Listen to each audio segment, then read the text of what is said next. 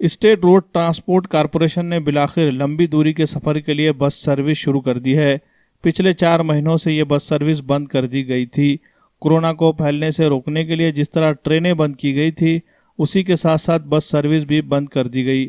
Bus service بند ہونے سے لوگوں کو روزگار کے حصول کے لیے ایک مقام سے دوسرے مقام پر آنے اور جانے میں شدید مشکلات پیش آ رہی تھی۔ چند روز قبل ضلع سطح پر بس سروس شروع تو کی گئی، لیکن اس کا بھی خاطر خواہ فائدہ نہیں ہوا۔ ریاست گیر سطح پر بس سروس نہیں شروع کی گئی۔ اس مسئلے پر ونچت بہوجن اگاڑی نے چند روز قبل ریاست گیر سطح پر ڈفلی بجاؤ کے عنوان سے احتجاج کیا اور ریاستی حکومت کو بس سروس مکمل طور پر بحال کرنے کا مطالبہ کیا۔ بالآخر آج سے ریاستی حکومت کے اسٹیٹ روڈ ٹرانسپورٹ کارپوریشن نے ایس ٹی بس سروس شروع کرنے کا اعلان کیا ہے۔ اس فیصلے سے لوگوں کو کافی راحت ملے گی اور انہیں روزگار کے حصول کے لیے آسانی ہوگی۔